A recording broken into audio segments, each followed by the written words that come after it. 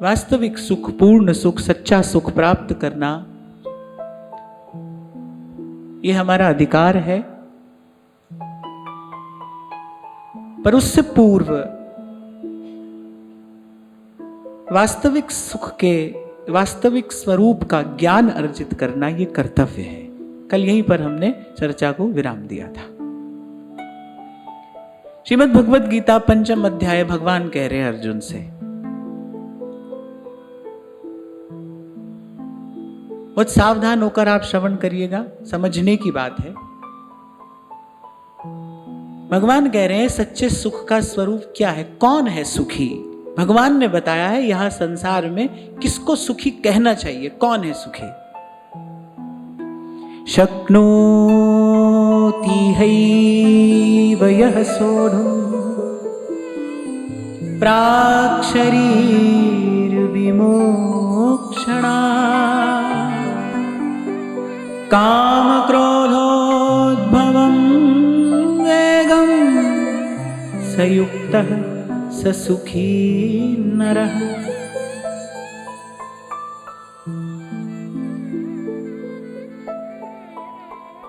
आपको याद हो 2 दिन पहले चर्चा के आरंभ में मैंने आपको कहा था, सुनाया था, महापुरुषों का चिंतन आपको निवेदन किया था कि संत जन विचार करते हैं कि कैसी पवित्र भारत भूमि है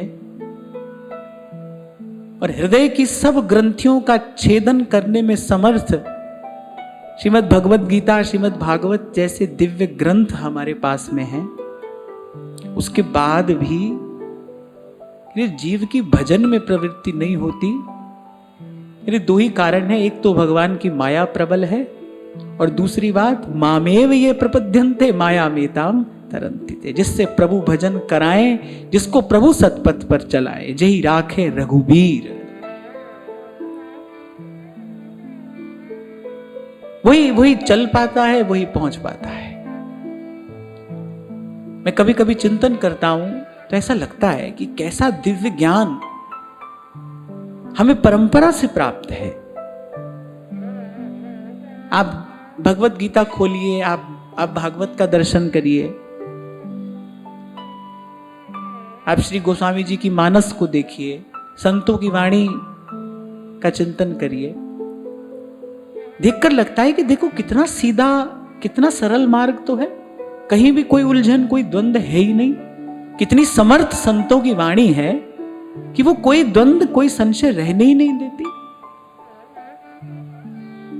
कारण क्या है, रोग क्या है?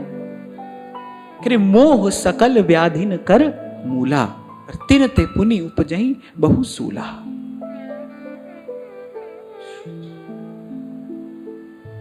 मैं शरीर हूं, मैं स्त्री हूं, मैं पुरुष हूं, मैं माता हूं, मैं पिता हूं, मैं किसी का हूं और कोई मेरा है। भाई यही मोह है, यही मोह है। कह रहे यही सकल व्याधि न कर मूला, तिन ते पुनि उपजई बहु सूला।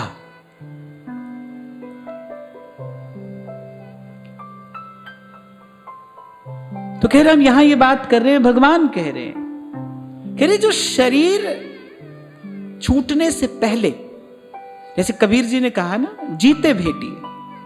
आपको एक छोटा सा प्रसंग उस दिन मैंने सुनाया कि भगवान ने अर्जुन से कहा युद्ध समाप्त होने के बाद कि तू युद्ध से, रथ से उतर।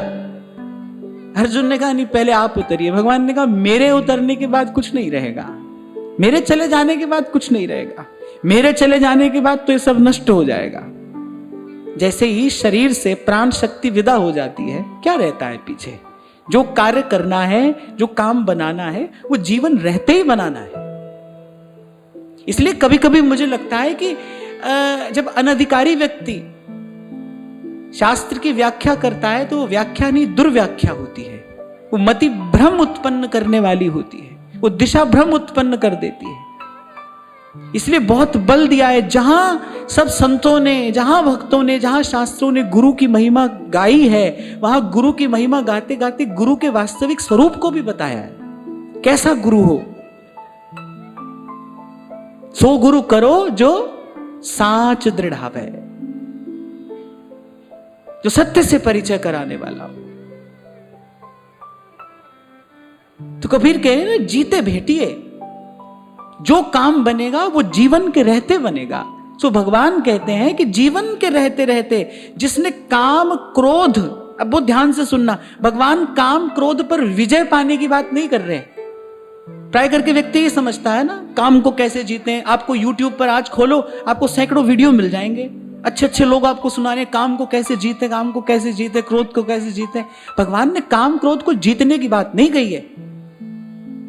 बिल्कुल स्पष्ट गीता में भगवान कह रहे हैं, काम क्रोधोद्भवम वेगम संयुक्तः स सुखी नरः। कह रहे जो इनके वेग को सहन करने में समर्थ हो गया है वो सुखी है। जीतने की बात नहीं है, बड़ी सूक्ष्म बात है। बोले काम और क्रोध का वेग आएगा, आपको उसको सहन करना है। बोले जो सहन करने में समर्थ हो गया है वो सुखी है, माने जो चलायमान नहीं होता। ये वेग तो आते हैं और आते रहेंगे, तभी तो महाप्रभु जी कह रहे हैं, ना जानो छिन अंत कवन बुद्धि घटई प्रकाशित। कौन जीत पाया है काम को? अरे रहा न काहू धीर, सबके मन मन सिर हरे। ये अगर आप ये विचार करके चलना शुरू करोगे तो आपकी यात्रा गलत दिशा में ही जाएगी, क्योंकि ये विचार ही ठीक नहीं है। यहां भगवान ने स्पष्ट किया है कौन सुखी है। कह रहे जीवन के रहते, और भगवान ने कहा प्राक शरीर विमोक्षणात्, माने शरीर छूटने से पहले जिसने ये सामर्थ्य अर्जित कर ली है, जो काम क्रोध आदि के वेग को सहन करने में समर्थ हो गया है, जो सह लेता है।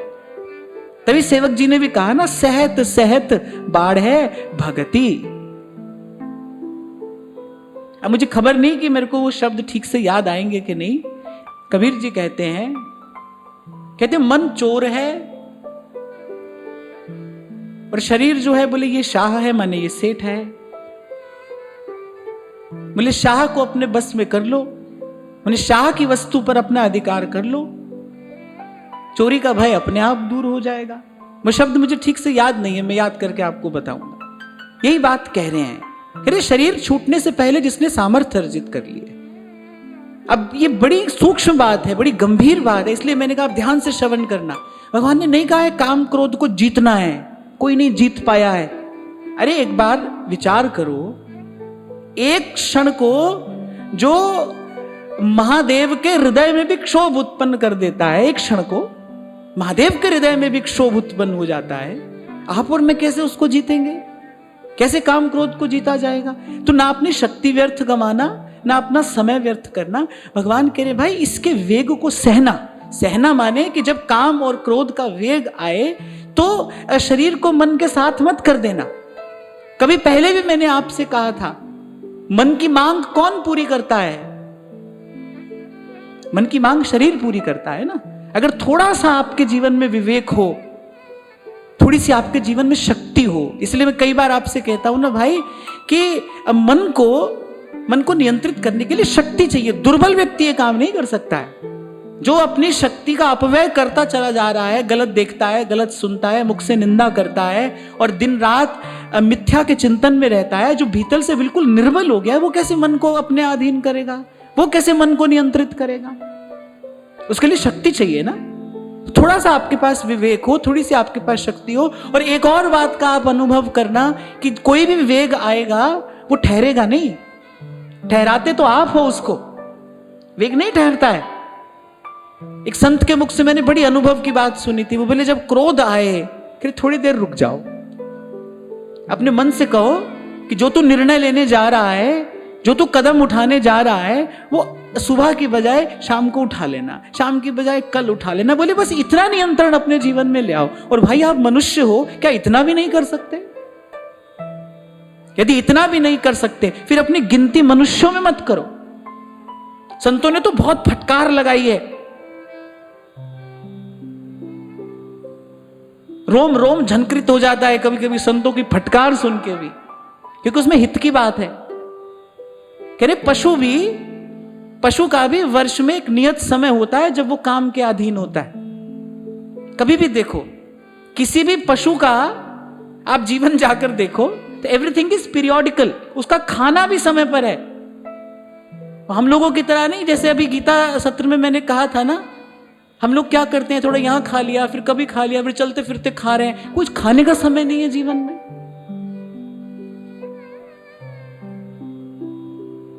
और ऐसे ही आप पशु के जीवन में देखोगे। कबीर जी तो बड़ा स्पष्ट कहते हैं, दोहा मैं यहां से कहूंगा नहीं, कहने की बात नहीं है। कबीर जी कह रहे कुकर होता है ना, कुत्ता, कह रहे वो भी वर्ष में केवल 1 मास तक, केवल 1 मास, वर्ष में केवल 1 मास, कह रहे वो काम के अधीन होता है। और कह रहे मनुष्य देखो दिन रात उस पर काम सवार है। तो बोले पशु से भी गया बीता हुआ कि नहीं? जिसके जीवन में संयम नहीं है, जिसके जीवन में नियंत्रण ही नहीं है, बोले तो पशु से भी गया बीता है।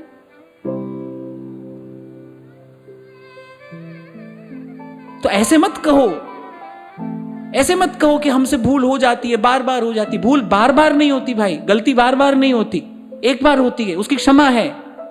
पर आप सीखते नहीं, क्योंकि आपने अपने मन में कहीं भीतर इस दुर्बलता को स्वीकार किया हुआ है।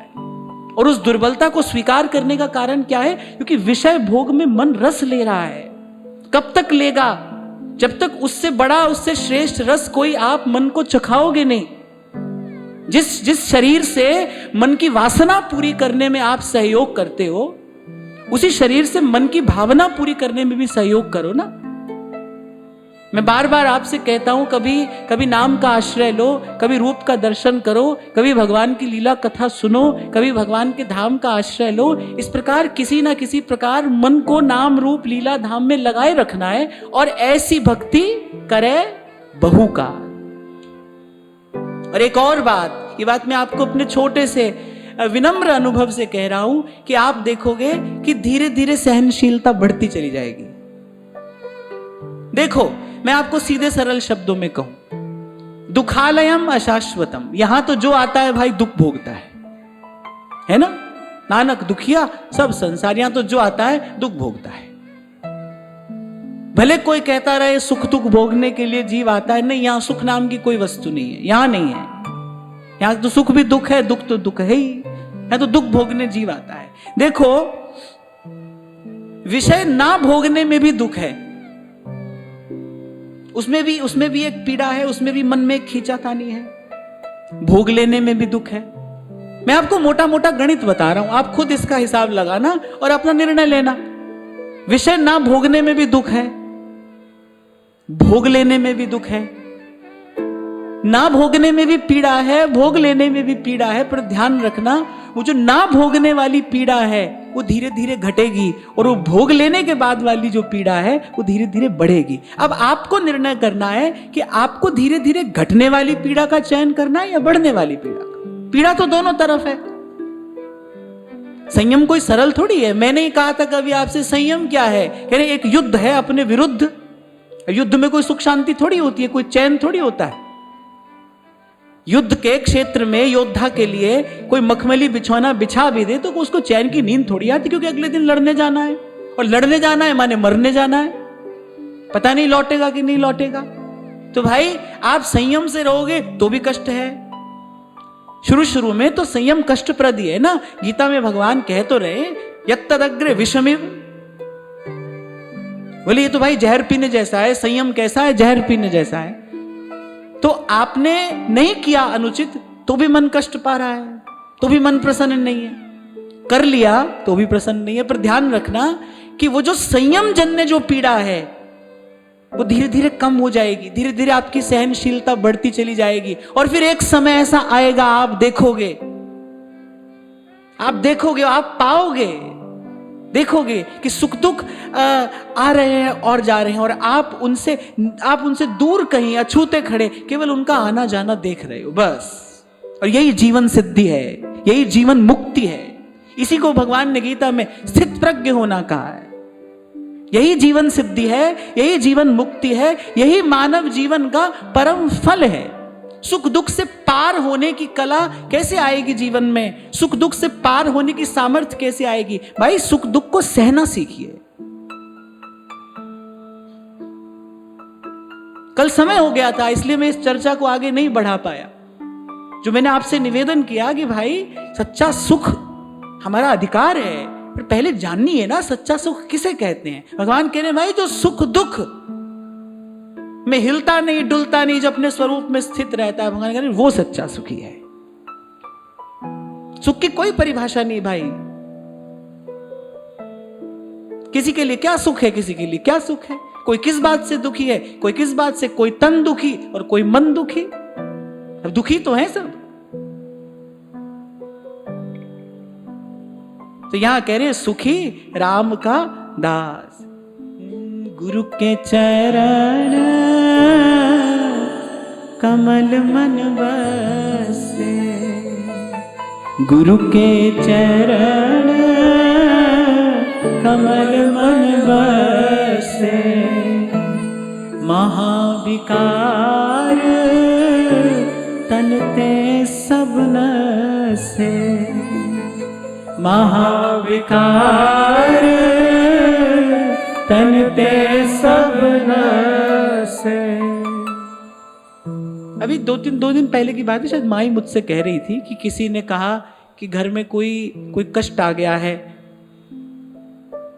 कोई अप्रिय स्थिति घर में आ गई है, तो किसी भी प्रकार आप हमारी बात कराओ, आप हमारी बात कराओ।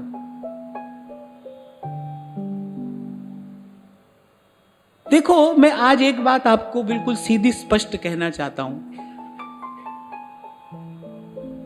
आप श्रोता के स्थान पर बैठे हो, श्रोता भगवान का रूप है, आपसे कुछ छुपाना दुराना नहीं चाहिए। आप व्यवहार की बात करते हैं, मेरी तो भाई अब पुण्य में भी कोई रुचि नहीं है, मेरी स्वार्थ परमार्थ में कोई रुचि नहीं है। गुरु की कृपा से निर्गुण सरगुण ते परे तहां हमारा ध्यान। गुरु की कृपा से हमारा ध्यान कहीं और है। और आप दुख से व्याकुल हो रहे हो तो मेरी केवल आपके लिए ही सद्भावना थोड़ी है, मेरी तो प्राणी मात्र के लिए सद्भावना है। और ये भी किसी पर उपकार नहीं है, ये मेरा कर्तव्य ही है, क्योंकि मैं साधक हूं। मेरा कर्तव्य है कि प्राणी मात्र के प्रति मेरा सद्भाव हो। मैं आपको बार बार ये कह रहा हूं, कहता रहूंगा कि आपका दुख दूर करने की युक्ति मेरे पास में नहीं है। मेरे पास तो सुख दुख से पार चले जाने की युक्ति है। आपको वहां मेरे साथ चलना हो तो आप आइए, आपको वहां जाना है तो वहां आप मेरे साथ आइए। वहां की युक्ति मैं आपको बता सकता हूं। अपने आचार्य के चरणों का बल लेकर मैं वहां की बात तो आपको बता सकता हूं, जहां गगन में आवाज हो रही झीली, गगन में आवाज हो रही झीली झीली। कहत कबीर सुनो भाई साधो, जाए अगम की वाणी, गगन में आवाज हो रही झीली झीली।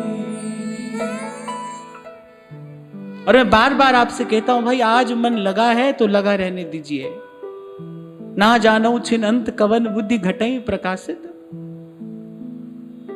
हाँ, इतना मैं अवश्य कह रहा हूं, वहां जाना है। अगर वहां जाने की रुचि है, स्वीकार करते हो अपने जीवन के सब सुख दुख को। मुझे तो एक शब्द भी नहीं कहना है भाई प्रभु से, एक शब्द भी नहीं कहना है, मुझे कुछ नहीं कहना है। हमारे संतों ने यही सिखाया ना हमें, राजी रहो हंसो ही मुख छवि, नहीं तुम सो कछु चाहिए। भोली सखी क्या कहती है प्रिया जी से, क्या क्या किया था। श्री जी ने प्रसाद ही तो भेजा था मंदिर से कि जाओ भोली सखी को नित्य प्रसाद दिया करो। वो सेवा कुंज में वो क्या सूखा चना खाकर रहती है, और वो प्रसाद एक दिन लिया, 2 दिन लिया, तीसरे दिन तो भोली सखी रहा नहीं गया। माने वो जो बोझ था ना वो सह नहीं पाया, उनका प्रेम से भरा मन। करी राजी रहो हंसो ही मुख छवि, नहीं तुम सो कछु चाहिए। जी देकर जी के सुख दुख की चर्चा किस मुख कहिए।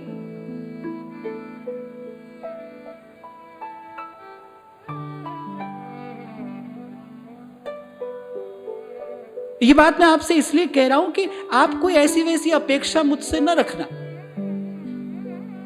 और ये जो जितना मैं आपके बीच में आकर कह रहा हूं, ये भी संतों की कृपा है, उन्हीं की प्रेरणा है, उन्हीं का प्रोत्साहन है, उन्हीं की शक्ति है।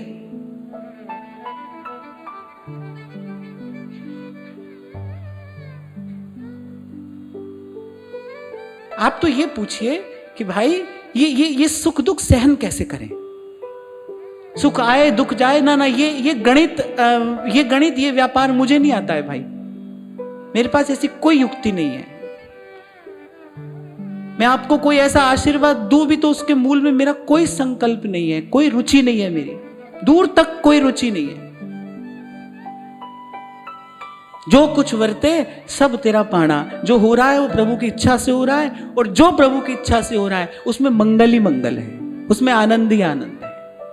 सुख तेरा दिखता सुख तेरा दिता लइए,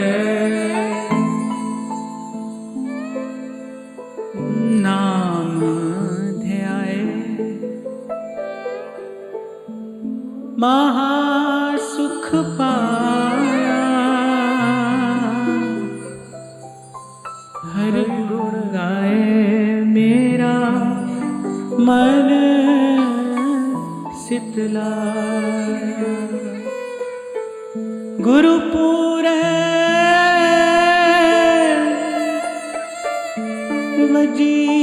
जीवधाई, नानक जिता बिखाड़ा जी। तू मेरा राखा सबनी ठाई, तापों के काड़ा जी।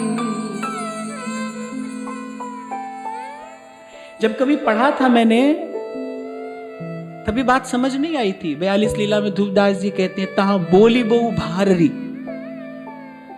कह रहे वहां पर तो बोलना परिश्रम है। अब थोड़ा थोड़ा इस बात का अनुभव होता है कि तहां बोली बहु भाररी। इसलिए कह रहा हूं भाई, जो हो रहा है वो प्रभु की इच्छा से हो रहा है, और जो प्रभु की इच्छा से हो रहा है उसमें मंगल ही मंगल है। उसमें आपका भी हित है, उसमें मेरा भी हित है। भाई झूठ का सौदा करना होता तो मैं भी कहीं और जाता, आपको भी कहीं और ले जाता। उस तरफ जाना ही नहीं ना भाई, जाना ही नहीं। और सच्ची बात यही है, हाँ वहां जाना हो, वहां जाने की आपकी रुचि हो जहां चांद सूरज, जहां पवन न पानी,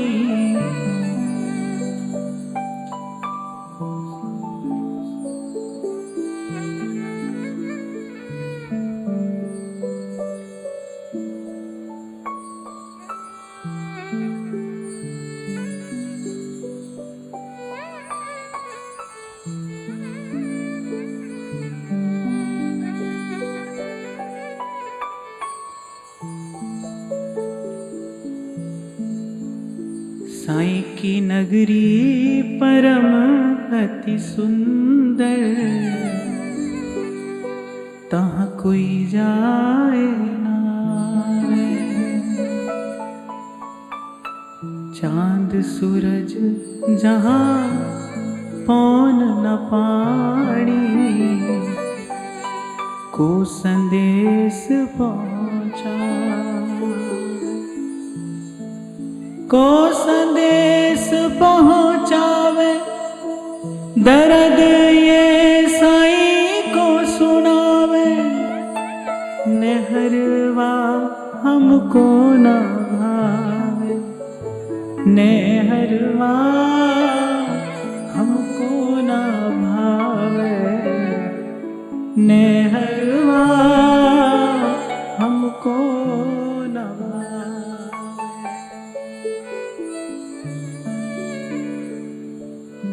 जैसे कोई बहुत लंबे समय से किराए के घर में रह रहा हो और फिर कभी अपना बड़ा सुंदर घर भवन बन जाए, अब जाना हो किराए के घर से अपने घर में, थोड़ा समय रह गया हो,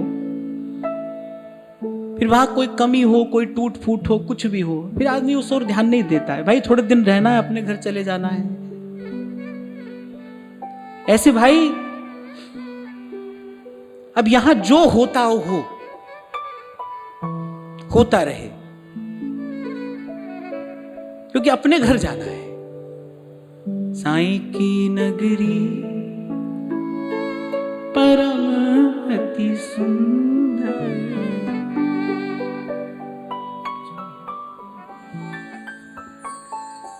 तो जैसे महापुरुष कह रहे हैं भाई युक्ति से मुक्ति है, तो भगवान युक्ति दे रहे हैं। इसलिए बहुत बल दिया महापुरुषों ने धीरज और उत्साह पर,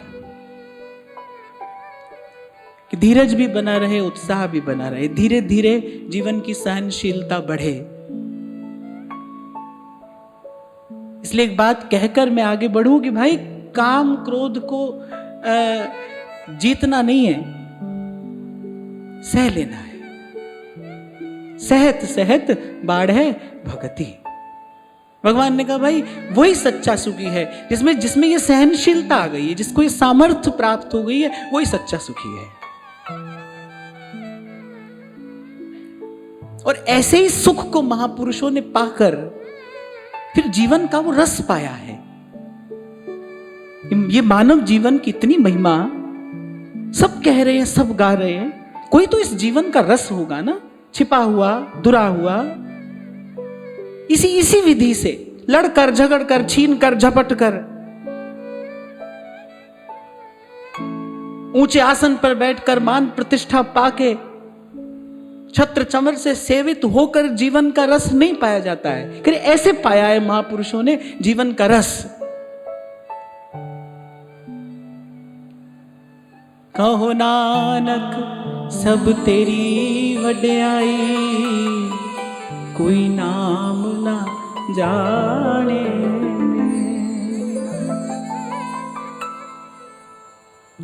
किसी ने गीत गाया है कि या तो कख हो जा या कमाल हो जा। और मुझे लगता है कि कोई कख होकर ही कमाल हो सकता है। अपने अपनी बुद्धि में अपना अपना मान तो हर कोई रखता है। अपने अभिमान को छोड़ना ये वीरता है। ऐसे अभिमान अर्जित करते चले जाना। मैं आज भी आते हुए यही बात कर रहा था कि क्या आपका मेरा तो क्या 20-50 बरस का जीवन है। आप देखो इस संसार में कैसे कैसे धुरंधर, कैसे कैसे वीर, कैसे कैसे पराक्रमी, कैसे कैसे तपस्वी, कैसे कैसे योगी आए। उनके सामने आपका मेरा जीवन क्या है? आपकी मेरी उपलब्धि की गिनती क्या है? कुछ भी तो नहीं।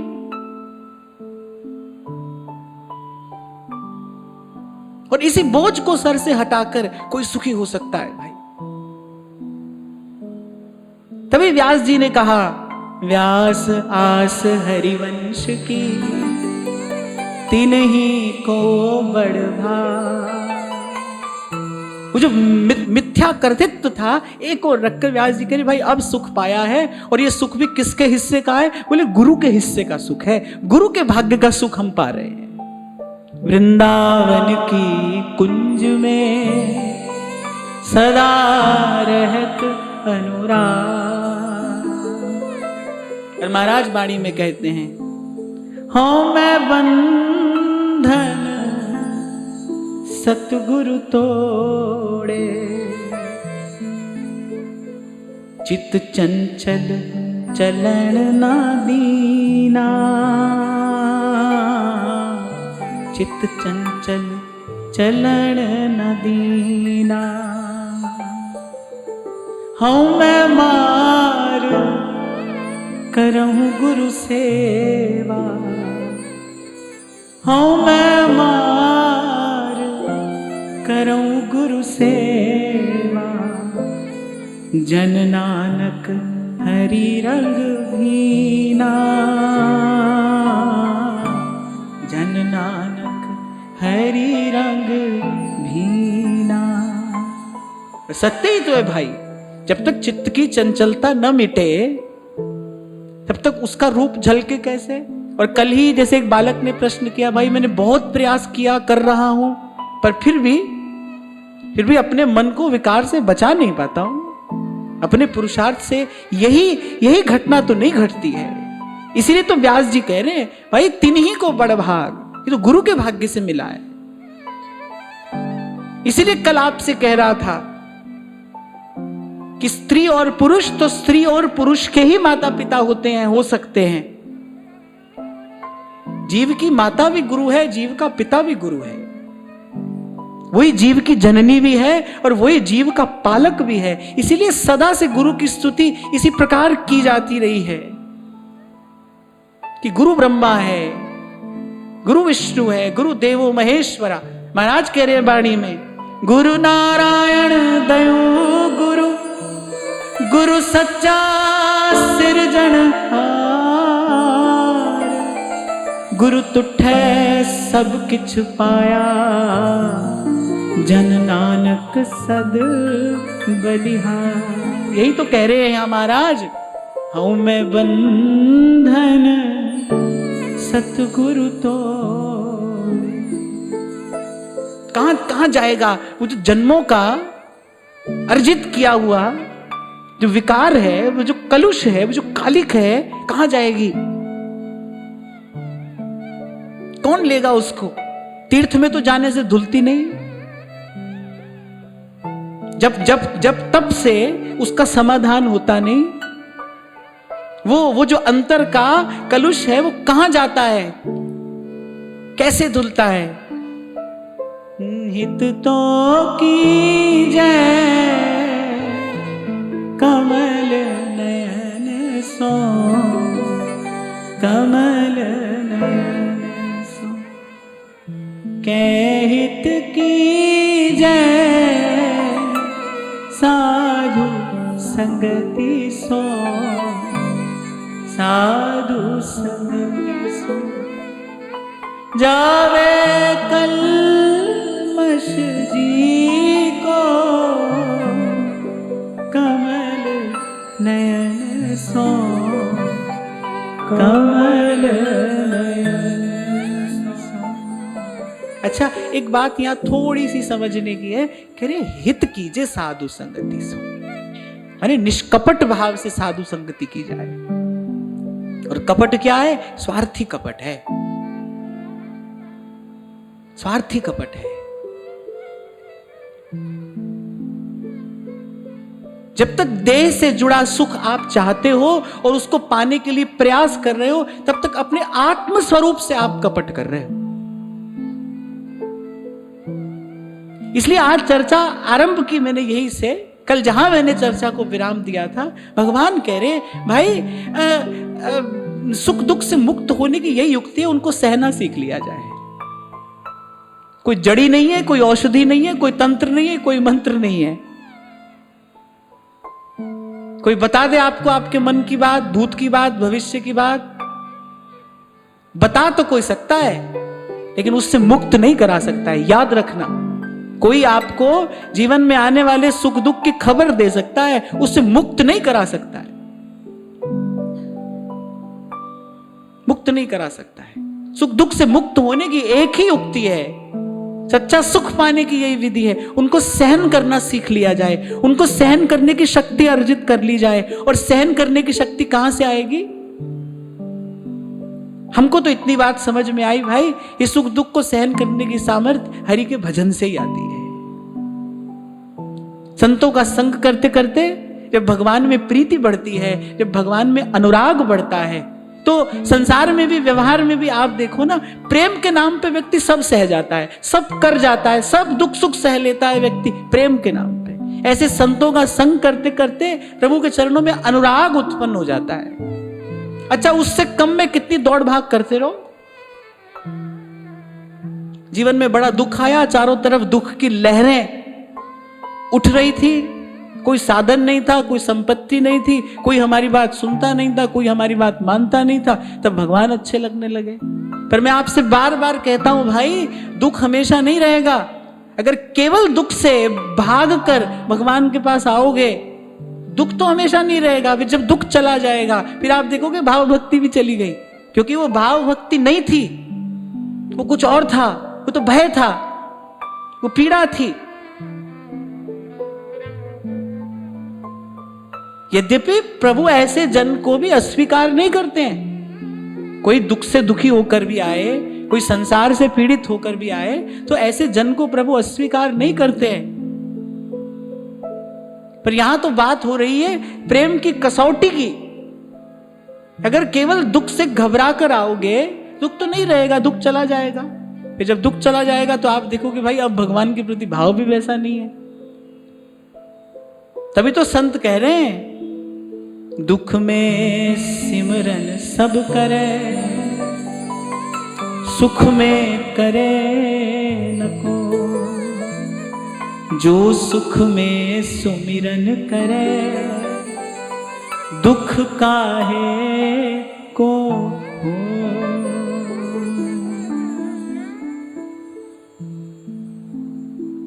आठ पहर प्रभु सेव कमाणी, हरि मिलने की एह निशानी। संत कह रहे हैं भगवान के प्रति प्रेम है कि नहीं, इसका लक्षण क्या है, कैसे कसोगे, किस कसौटी पर कस के ये पता चलेगा हाँ भाई प्रेम है कि कुछ और है। करे आठ पहर प्रभु सेव कमाणी।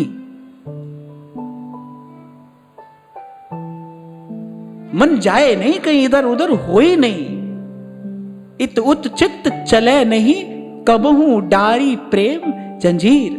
कल हम बात कर रहे थे ना कि क्या कहा गोस्वामी जी ने, जाही न चाही कबहू, कछु मन चाहता ही नहीं भाई, कोई कैसे दे देगा आपको, आपके बर्तन में जगह ही नहीं है। रहीम बड़ी सुंदर बात कहते हैं ना, नैनन पिय मूरत बसी, पर छवि कहाँ समा,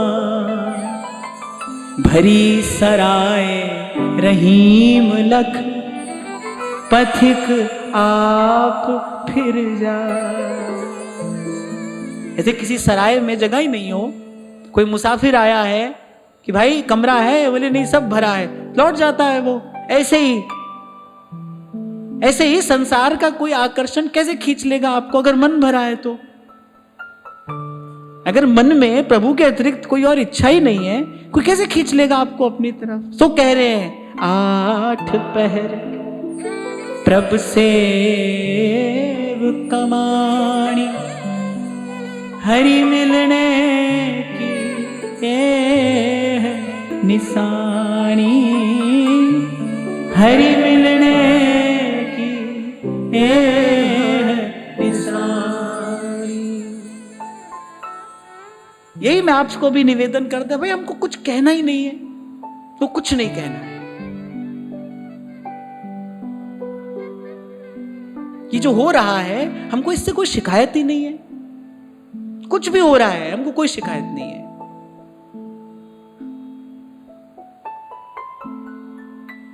जित देखूं तित लाल।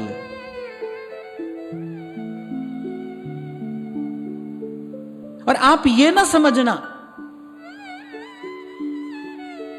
समझना कि ये मेरी उपलब्धि का लक्षण है। यहां से भजन का आरंभ होता है, इस संतोष से, इस स्वीकृति से भजन का आरंभ होता है। कल विराम के क्षणों में मैंने आपको यही कहा था ना भाई, कब भगवान आएंगे, कब भगवान का दर्शन होगा, हम कब जाएंगे, कहां पहुंचेंगे। सब बात एक और रख के पहले तो जीवन में भजन का आनंद प्राप्त करना है। ये हमारा संकल्प है, ये हमारा लक्ष्य है, ये उद्देश्य है।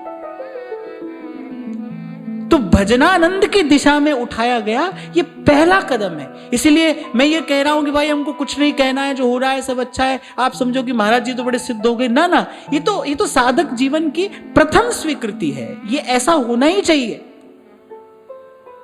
कुछ किंतु परंतु न रहे जीवन में। एक छोटा सा तिनका पानी की धारा में बहा चला जा रहा है। एकाएक उस तिनके को लगता है कि मैं इस धारा का विरोध करूंगा। क्या होता है, कल्पना करो क्या होगा। कुछ नहीं होगा। वो जो जल की धारा है वो उससे अनंत गुना प्रबल है। वो तिनके को छिन्न भिन्न करके कहीं फेंक देगी और तिनका उसके वेग को, उस धारा को स्वीकार कर ले, उसके प्रति समर्पित हो जाए। वो धारा उसको अनंत जल राशि समुद्र तक ले जाएगी। वही धारा वो उसको समुद्र तक ले जाएगी। ऐसे ही प्रभु की इच्छा की धारा में जीवन को बहने दीजिए। कहिए नहीं, कुछ न कहिए, और ये तो बड़ा दिव्य सूत्र भगवान ने भगवत गीता में दिया है। इसलिए मैंने कहा कि ऐसे संकल्प अपने मन में नहीं आने देना, भाई काम को कैसे जीते, क्रोध को कैसे जीते। बड़े लोग प्रवचन करते हैं इस पर, आप YouTube पर मैंने कहा ना देखोगे आपको कितने वीडियो मिलेंगे, बड़ा बड़ा लिखा है काम को कैसे जीते, क्रोध को कैसे जीते। अरे भगवान कह रहे भाई जीतना ही नहीं है काम क्रोध को। भगवान तो कह रहे भाई इनके वेग को सहना है। जीतना क्या है, सहना है। सहना है माने उसके साथ लड़ना ही नहीं है। अच्छा, जो लड़ना ही नहीं चाहे उसको हराएगा कौन? एक बार सोचो, आप किसी से लड़ ही नहीं रहे तो आपको कोई हरा कैसे सकता है? आप लड़ोगे तो कोई आपको हराएगा, कोई आपसे जीतेगा ना। हार जीत का प्रश्न तो लड़ने के बाद है, लड़ने से पहले नहीं। आपको लड़ना ही नहीं है तो हार जीत का प्रश्न ही नहीं है। और थोड़ी देर के लिए, बड़ी थोड़ी सी देर के लिए आपको लगे भी कि आप जीत गए, उसका परिणाम क्या होगा? जीतने का अहंकार सिर पर बढ़ेगा, फिर आगे जाके वो आपका पतन करा देगा। इसलिए भगवान तो बड़ी स्वस्थ सलाह दे रहे हैं ना, अगर कोई माने तो। ये भगवत गीता जी का 5वें अध्याय का बड़ा दिव्य सूत्र है, जब भगवान कह रहे भाई हमसे सुनो सच्चा सुखी कौन है। सच्चा सुखी वो नहीं है जिसके जीवन में दुख आता ही नहीं है। भगवान कह रहे सच्चा सुखी तो वो है जो दुख सहन करना सीख गया है, वो सच्चा सुखी है। हाँ, ये बात मैं आपको फिर निवेदन कर रहा हूं भाई, ये सामर्थ्य कहां से आएगी? ये सामर्थ्य भगवत भजन से आएगी। जब प्रभु के चरणों में प्रीति होगी, जब अनुराग हो जाएगा, फिर कांटा कांटा नहीं लगता। क्यों? तेरे फूलों से भी प्यार, तेरे कांटों से भी प्यार। एक दिन पहले मीरा जी राजमहलों में रहती हैं, अगले दिन महलों में पली और बन के जोगन चली। अब आज जैसी सुख सुविधा थोड़ी थी उस समय जब वो घर से निकली होंगी। मैं तो कभी कभी बैठा बैठा ऐसे विचार करता हूं ना, कैसा कंटका कीर्ण मार्ग होगा जिन्होंने कभी महल से बाहर पग नहीं धरा होगा। फिर कोई कष्ट नहीं है, कोई पीड़ा नहीं है। ने कहा ना, प्रेम के लिए व्यक्ति सब सह जाता है। प्रेम सामर्थ्य देता है। इस जीवन का रस भी प्रेम है, इस जीवन की सिद्धि भी प्रेम है, इस जीवन की शक्ति भी प्रेम है, इस जीवन का सामर्थ्य भी प्रेम में ही निहित है।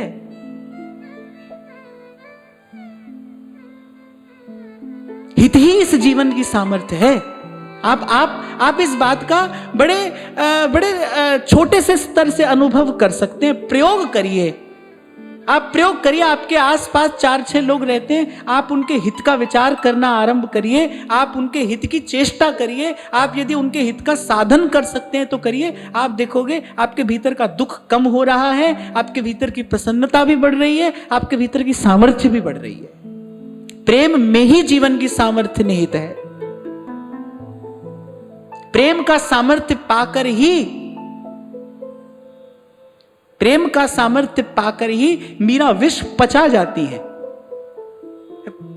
कथा तो यूं ही सुनाई जाती है ना, विष अमृत हो गया। विष कैसे अमृत हुआ? जब तक बाहर था तब तक तो विष था, जब मीरा जी के भीतर पहुंचा तो अमृत हुआ। मीरा पचा लेती है उस विष को। प्रेम विष को पचाने की सामर्थ्य देता है। ऐसा थोड़ी कि प्रेमी के जीवन में विष नहीं आता। मीरा के ही जीवन में तो विष आया, प्रेमी के ही जीवन में तो यह स्थिति आएगी। प्रेमी पचा लेगा, उस विष को पचा लेगा। भयंकर हलाहल समुद्र मंथन से प्रकट हुआ है। अमृत से पहले विष ही प्रकट होता है। सब व्याकुल हो गए, सृष्टि का कण कण उत्तप्त होने लगा। वो जो हलाहल की ज्वाला है वो दग्ध करने लगी सारी सृष्टि को। ब्रह्मादिक व्याकुल हो गए कि भाई ये इस समस्या का समाधान कौन करेगा, कौन इस कष्ट से त्राण दिलाएगा। तो कहा कोई एक है जिसका उत्कट अनुराग है हरि के चरणों में। कौन है? रे महादेव हैं। अरे उनके जैसा कोई अनुरागी नहीं है। उनके पास हरि चरणों का ऐसा अनुराग है, इसीलिए भगवान ने कहा सेवक सखा स्वामी शिव में। वो मेरे सेवक भी हैं, मेरे सखा भी हैं, मेरे स्वामी भी हैं। जहां पर कृपा न करहि पुरारी, सो न पाव मुनि भगति हमारी, सो न पाव मुनि भगति हमारी। फिर महादेव के पास सामर्थ्य है उस विष को पचा लेने की। वो सामर्थ्य कहां से आई है? कह रहे वो जो निरंतर हरि का भजन करते हैं। महादेव स्वयं आगम तंत्र में मां भवानी से ये रहस्य की बात कहते हैं। महादेव कह रहे हैं ब्रह्मानंद रसाद अनंत गुणितो रम्यो रसो वैष्णव। कान खोलकर सुनना, बड़ी पते की बात महादेव कह रहे हैं। कह रहे ब्रह्मानंद रसाद अनंत गुणितो रम्यो रसो वैष्णव। कह रहे जो एक वैष्णव का जो आनंद है ना, वो एक ब्रह्मानंदी के आनंद से अनंत गुना अधिक है। अच्छा, महादेव ये बात क्यों कह पा रहे हैं? क्योंकि महादेव ने सब आनंद लिए हैं। वो ये भी जानते हैं ब्रह्मानंद क्या है, वो ये भी जानते हैं वैष्णवानंद क्या है, वो ये भी जानते हैं भगवान की भक्ति का आनंद क्या है। इसीलिए वो अधिकारी हैं कहने के। आप और मैं नहीं है कि भाई ये छोटा है वो बड़ा है, हमको क्या पता, हम तो अभी आप ही छोटे हैं। पर उन्होंने सब आनंद लिए है ना। जैसे कबीर कह रहे ना, सवै रसायन हम किया। वो अनुभवी हैं, अधिकारी हैं। अनुभवी तो अधिकार देता है, अनुभवी अधिकार है। तो महादेव कह रहे हैं ब्रह्मानंद रसाद अनंत गुणितो रम्यो रसो वैष्णव। फिर कह रहे तस्मात् कोटि गुणोज्ज्वलश्च मधुरः श्री गोकुलेन्द्रो रसः। और कह रहे एक वैष्णव से भी कोटि गुणा अधिक आनंद पाता है ब्रजराज नंद नंदन के चरणों का कोई अनन्य मधुकर। और फिर महादेव कह रहे हैं तच्चानंत चमत्कृति प्रतिमुहुर वर्षद रसानाम परम। और बोले उससे भी अनंत गुणा चमत्कृति पूर्ण कोई विलक्षण रस है। और बहुत धीरे से महादेव ने बात मां भवानी से कही है कि तुम मेरी बड़ी प्रिय हो, तुम्हारी मुझ में बड़ी निष्कपट प्रीति है, और जो निष्कपट हृदय हो उसको मन की बात बता देनी चाहिए। इसलिए महादेव कह रहे हैं कि तुमसे बता रहा हूं, बड़ी गोपनीय बात कह रहा हूं। अंत में क्या कह रहे हैं महादेव धीरे से? श्री राधा पद पद्ममेव मधुरम सर्वस्व भूतम मम। महादेव कह रहे हैं मेरे हृदय में निकुंजेश्वरी के चरण कमल सदा विराजमान रहते हैं, वही मेरा सर्वस्व है। श्री जी के चरणों का सुमिरन करके, श्री जी के चरणों का सुमिरन करके, नैनन नीर बहाइए, वृषभानु लली के गुण गाइए, श्री राधिका के गुण गाइए। तो जो महादेव के हृदय में और श्री प्रिया जी के चरण कैसे हैं? कह रहे श्री राधे त्वत्पदाब्जात स्रवती निरवधि प्रेम पीयूष कोटि। महाप्रभु कह रहे हैं। बोले श्री जी के चरण कमल कैसे हैं? बोले अनंत अनंत प्रेम धाराओं के स्रोत हैं श्री जी के चरण कमल। तो कहां से आई है महादेव में सामर्थ्य? ये मूल क्या है? कह रहे प्रेम की निधि श्री जी के चरण कमल हैं। ये महादेव का श्रीमुख वाक्य है, आगम तंत्रों में अंकित है। तो खैर हम तो ये बात कर रहे थे कि भाई प्रेम सामर्थ्य देगा, इसीलिए प्रथम भक्ति संतन करी संगा। अनुराग उत्पन्न होने दीजिए, बड़ी शीघ्रता में कोई निर्णय मत लेना। हो गया प्रेम। कई बार मैं आपको कहता हूं, सावधान करने के लिए कहता हूं कि प्रेम नहीं है स्वीकार करिए, पर नहीं है होने का भ्रम मत पालिए। भ्रम का अंधेरा बड़ा दुखदाई है। आज नहीं तो कल दुख देगा, आज नहीं तो कल ठोकर लगेगी। अच्छा, एक और बड़े आनंद की बात आपसे कहें कि जब प्रेम होता है, जहां प्रेम होता है वहां वो उसका अनुभव होने ही नहीं देता। प्रेमी को कभी नहीं लगता कि मैं प्रेमी हूं। प्रेमी को कभी लगता ही नहीं है कि मैं प्रेमी हूं। भोली सखी निरंतर श्री जी से प्रेम की याचना कर रही है, जबकि भोली सखी के पदों में आप देखो प्रेम के अतिरिक्त और है क्या। वो जो कहा गया है वो प्रेम का ही तो प्रसाद है, और उनको लगता है कि मेरे जीवन में प्रेम का नितांत अभाव है। तो जो प्रेमी है उसको तो कभी लगता ही नहीं है कि प्रेम है। यही प्रेम की अद्भुतता है, यही उसकी विलक्षणता है। सकल लोक चूड़ामणि दीन अपन को माने।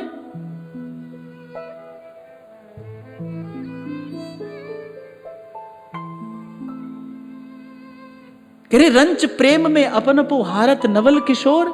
किसी के हृदय में रंच प्रेम श्री ठाकुर जी देखते तो अपने आप को दे देते।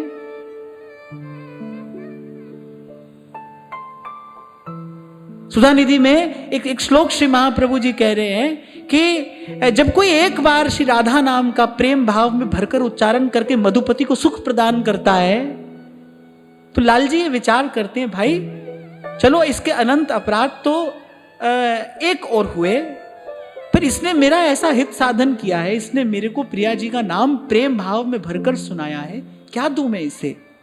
आप देखो ये कैसा प्रेम है, कैसा अनुराग है।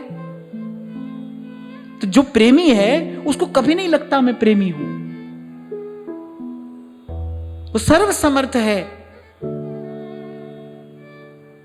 आप देखो एक घोर रजोगुणी व्यक्ति को, यद्यपि ये बात कही नहीं गई है पर विचारणीय तो है कि एक घोर रजोगुणी राजा बीठल दास जी उसको अपने रोम रोम में दिव्य वृंदावन का दर्शन करा देते हैं। क्या साधारण सामर्थ्य बीठल दास जी की होगी। एक अनधिकारी जीव को भी जो दिव्य वृंदावन का दर्शन करा रहे हैं, और जब राजा उनके चरणों में नत होता है कि मैं आपके शरणागत हूं, आप मुझे दीक्षा प्रदान करिए, तो बीठल दास जी कहते हैं कि मैं तो दास हूं। ये रस दान करने में तो महाप्रभु जी ही समर्थ हैं। रस दान तो उन्होंने कर दिया, बीज तो राजा के हृदय में पड़ गया, प्रपंच तो नष्ट हो गया, वृंदावन धाम का प्रकाश दिखा दिया राजा को। पर उसके बाद भी विठल दास जी क्या कहते हैं कि भाई ये रस दान करने में तो हमारे आचार्य समर्थ हैं, उनकी शरण में जाइए। ऐसा होता है प्रेमी हृदय, सर्व समर्थ हैं।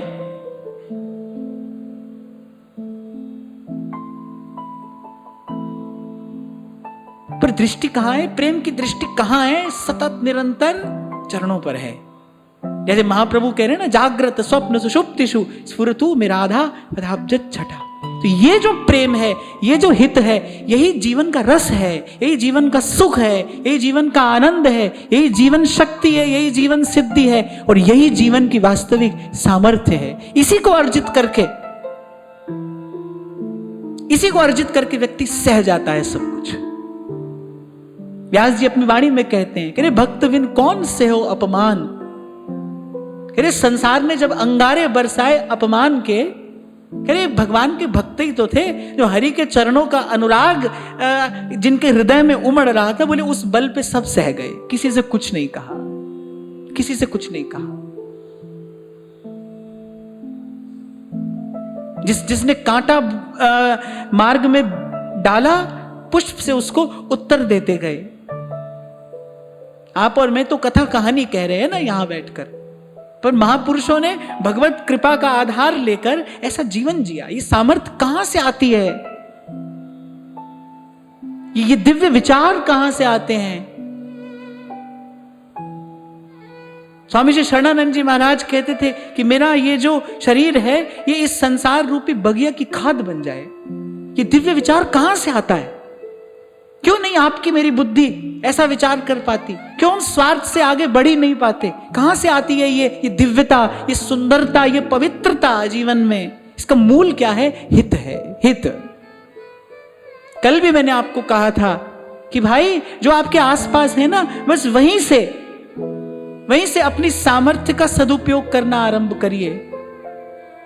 सुख दुख से अछूते होते चले जाएंगे आप। मैं जानता हूं कि आज मैंने जो कहा, हो सकता है किसी को मेरी बात कड़वी लगी हो कि भाई हम पर तो दुख आया है, आप ऐसी बात कह रहे हैं। मैं तो केवल आपको अपनी मनोदशा बता रहा हूं कि मेरी प्रार्थना है तो भाई सबके लिए है। सदा है, सबके लिए है। और उसके अतिरिक्त जो सुख दुख लगी रहे देह सो मिट जाए और लोक बढ़ाई। मैं ऐसा नहीं कह रहा हूं कि मैंने वो सामर्थ्य अर्जित कर ली है, पर प्रयास यही कर रहे हैं, प्रयत्न कर रहे हैं।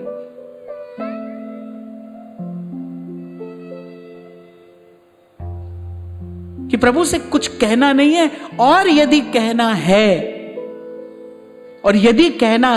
तो फिर यही कहना है, अब प्रभु कृपा करहु इहि भांति।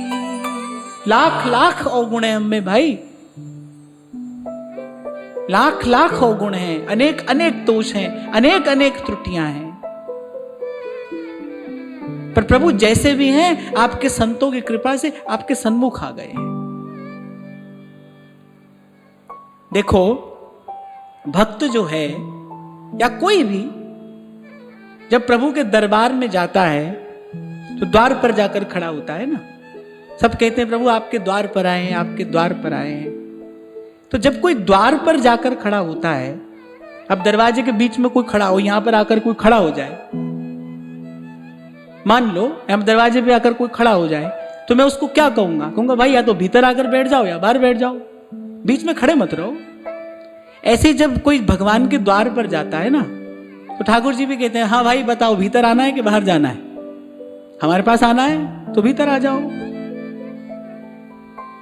और बाहर जाना है तो बाहर चले जाओ।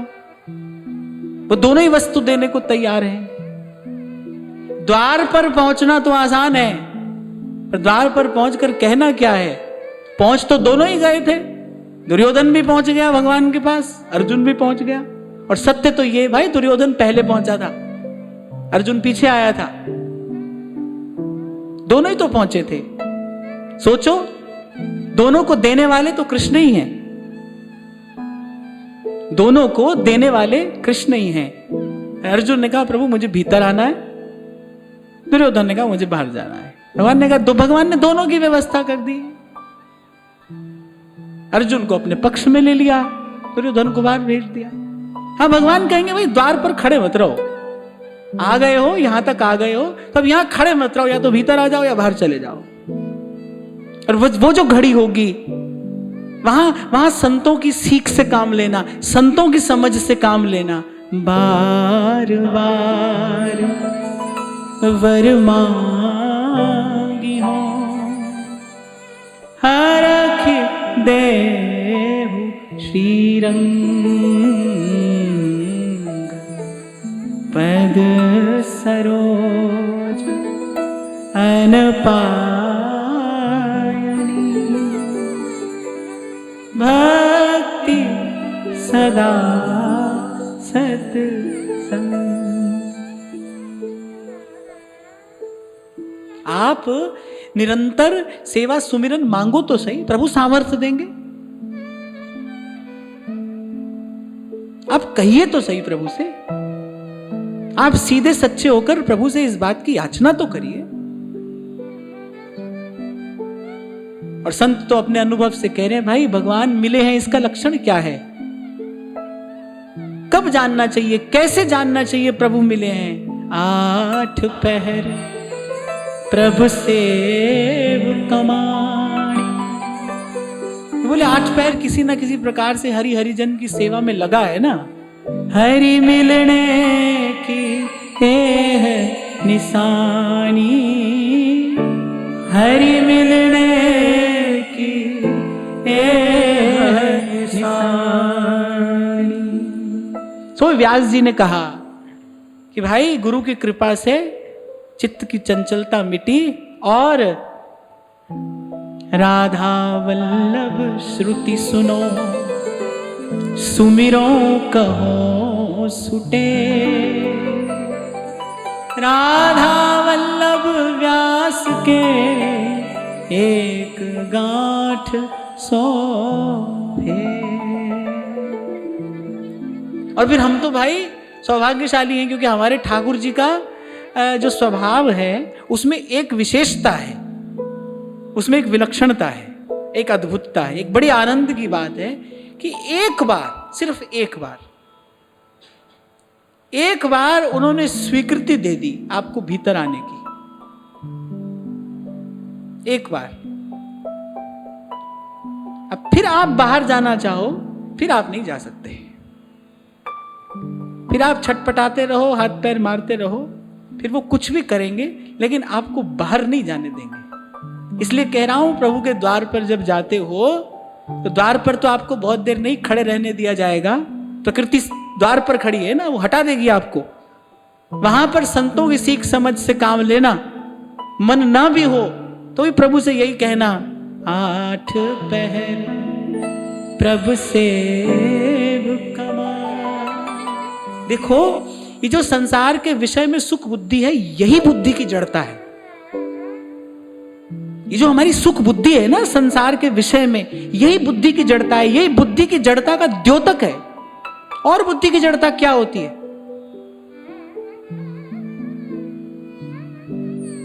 चंद्रमा पर मनुष्य पहुंच गया, सूरज पर पहुंचने की तैयारी कर रहा है। कितनी तीक्ष्ण बुद्धि है, प्रतिभा है। पर अध्यात्म की दृष्टि कुछ और कहती है। अध्यात्म किसे बुद्धिमान मानता है? शास्त्र किसे बुद्धिमान कहता है? भगवान ने गीता जी में कहा, पंडित कौन है? कहने का जो सुख दुख में सम हो गया है वो पंडित है। जिसने जीवन के रहस्य को समझ लिया है ना भाई, वो पंडित है। जिसकी संसार के विषय में सुख बुद्धि है, माने अभी बुद्धि में जड़ता है, अभी बुद्धि जड़ है।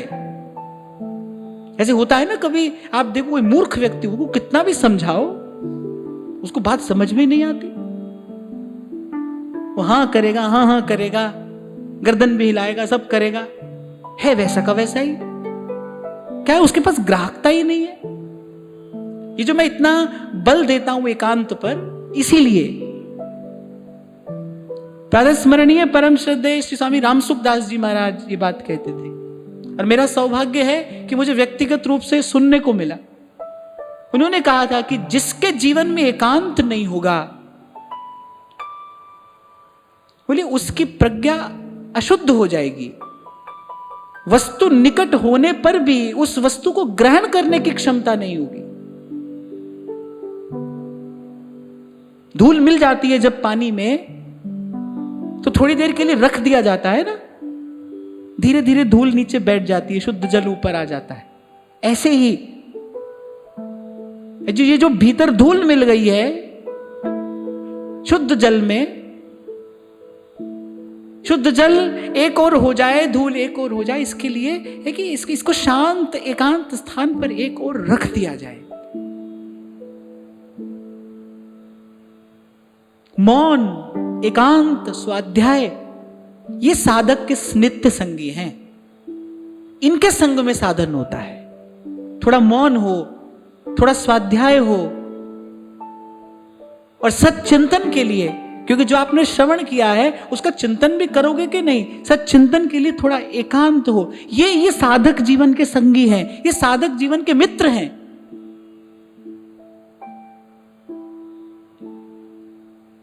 नहीं तो भाई सृष्टि का क्रम तो यही है, सूर्य उदय भी होगा, अस्त भी होगा, दिन होगा, रात होगी, रात होगी, दिन होगा। ये तो प्रकृति का नियम है ना। जब तक प्रकृति के घेरे में रहोगे, जब तक प्रकृति के दायरे में रहोगे, तब तक भीतर की भी यही दशा रहेगी। कभी तो आपको लगेगा कि अरे समझ गए, सब बात समझ गए, फिर अज्ञान का अंधकार आएगा, फिर दिन के बाद रात, रात के बाद दिन। इसलिए तो आपको आरंभ में मैंने कहा कि यहां नहीं रहना ना भाई, इस दायरे से बाहर जाना है।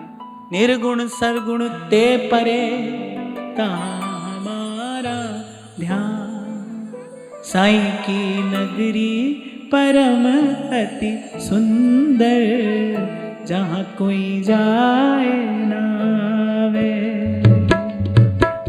साईं की नगरी परम अति सुंदर, जहां कोई जाए ना आए।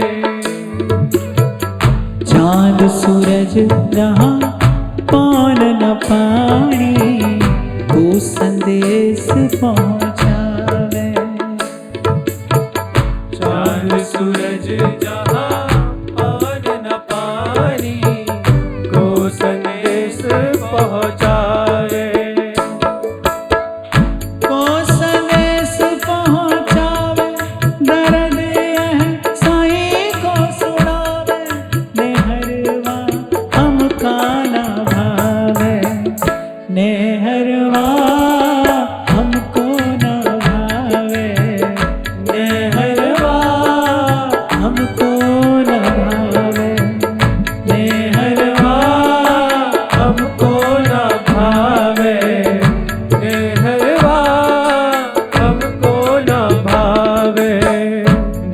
सतगुरु अपना नहीं कोई, जो यह राह बतावे। बिन सतगुरु अपना नहीं कोई, जो यह राह बतावे। आगे चलूं पंथ नहीं सूझे, बिरहा जोर जड़ावे। आगे चलूं पंथ नहीं सूझे, बिरहा जोर जड़ावे। कोई राह बतावे, दर्द यह साईं को सुनावे। नेहरवा हमको ना भावे, नेहरवा हमको ना भावे। मेहरवा हमको ना भावे। नेहरवा हमको ना भावे। मेहरवा हमको ना भावे। नेहरवा हमको ना भावे। मेहरवा हमको ना भावे। आज की वार्ता यहीं श्री जी के चरणों में निवेदन करते हैं। महाराज श्री के चरणों में प्रणाम। आप सबके हृदय स्थित प्रभु को, भाव प्रभु को नमन।